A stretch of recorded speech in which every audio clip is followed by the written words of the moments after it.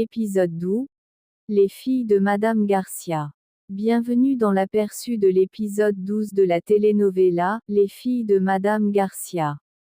Mar fait clairement comprendre à Valeria qu'elle souhaite vivre dans le manoir des Portilla, ce qui provoque une vive dispute entre les deux sœurs.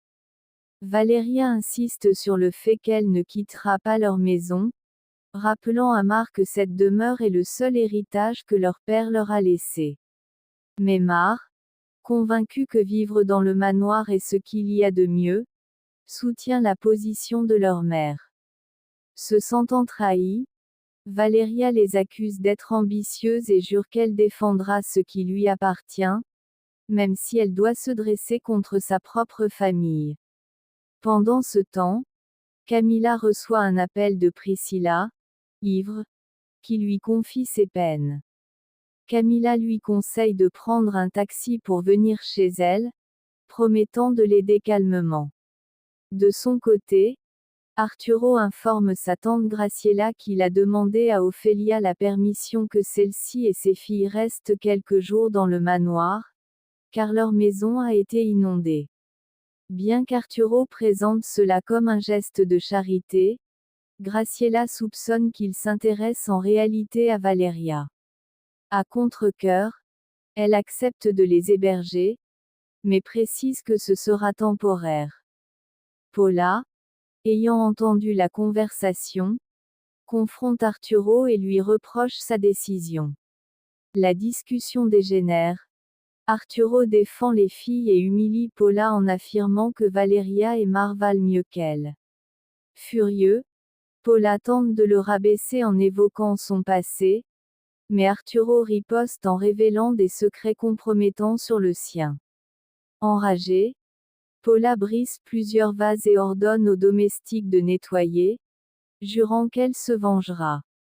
De son côté, Mar est anxieuse à l'idée de la réaction de Juan en apprenant qu'elle vivra désormais au manoir des Portilla. Valeria la réprimande, disant qu'elle devrait davantage se soucier de leur maison que de sa relation.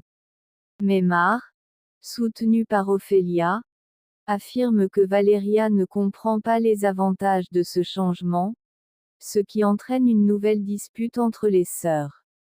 Au manoir, Graciela informe Luis que la santé de Gloria s'améliore lentement et que sa guérison prendra du temps. Luis, reconnaissant, exprime sa gratitude envers Ophelia et ses filles, surtout envers celle qui a sauvé la vie de son fils. Il ajoute qu'il leur sera éternellement redevable, ce qui inquiète visiblement Graciela.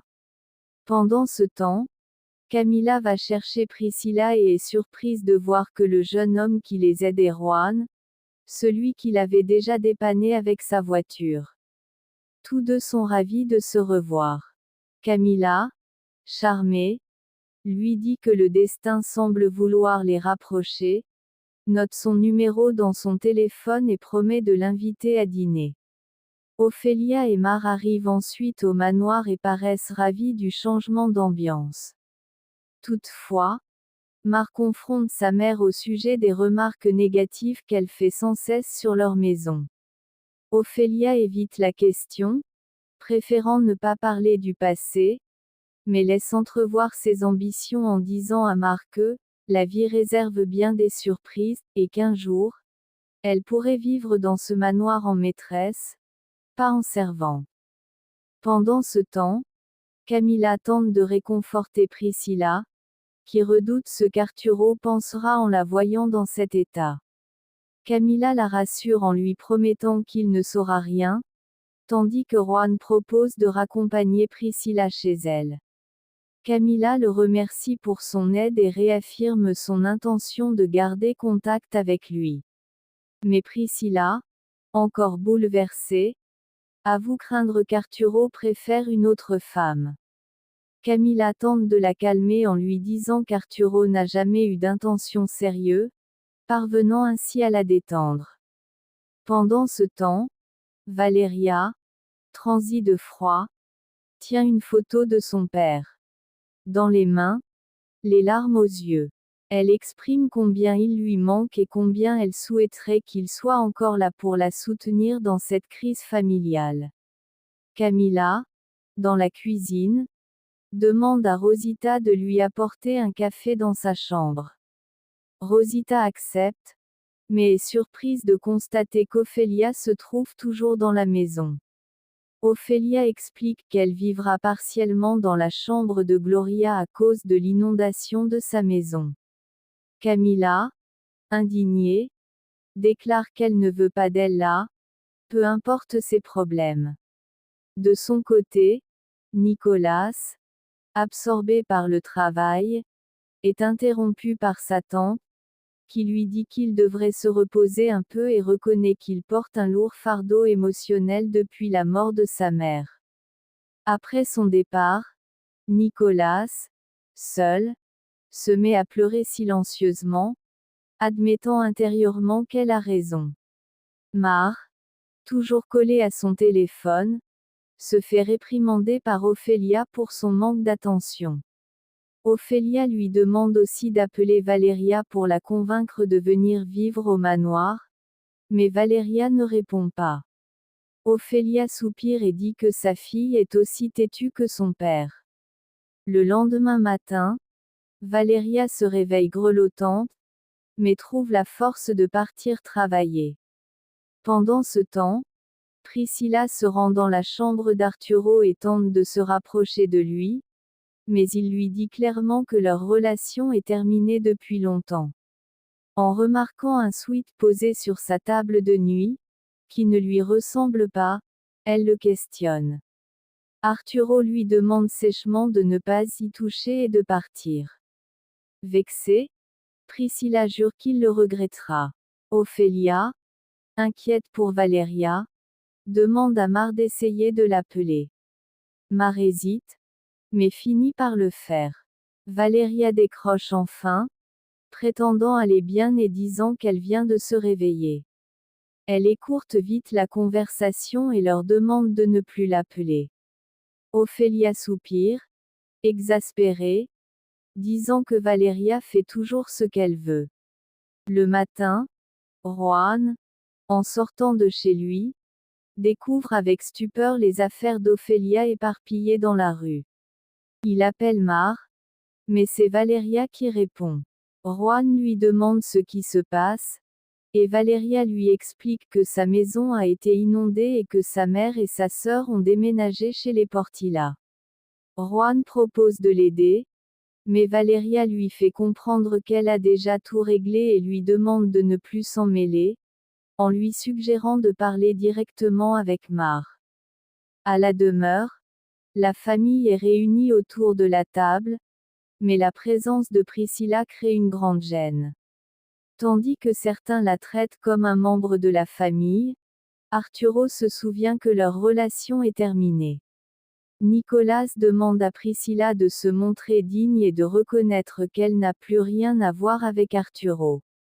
Ophélia entre dans la salle pour offrir son aide, mais Priscilla la confronte, lui demandant ce qu'elle fait là. Ophélia répond qu'elle ne fait que son travail. Pendant ce temps, Amparo arrive chez Valeria avec de la soupe et lui confie qu'Ophélia l'a appelée pour qu'elle prenne soin d'elle. Amparo tente d'expliquer à Valeria que sa mère a changé à cause des épreuves qu'elle a traversées, mais elle choisit de ne pas révéler certains secrets qui ne concernent qu'Ophélia. Paula ordonne à Mar de ranger le désordre dans la chambre de Camilla. Mar veut en parler d'abord à sa mère, mais Paula exige qu'elle le fasse immédiatement, en lui rappelant qu'elle travaille sous ses ordres. En rangeant les vêtements de Camilla, Mar regarde un de ses habits, mais elle est surprise par Camilla et Priscilla. Camilla l'a confrontée, sans lui laisser le temps de s'expliquer, la chasse de la pièce. Ophélia croise Nicolas et lui souhaite une bonne journée. Nicolas lui demande des nouvelles de Gloria, mais Ophélia admet qu'elle n'en a pas. Nicolas trouve cela étrange, puisqu'il pensait qu'elles étaient proches, étant donné qu'Ophélia avait recommandé Gloria pour travailler à la maison. Ophélia reste sans voix. Mar, bouleversée, crie qu'elle ne quittera pas la maison puisqu'elle ne fait que son travail.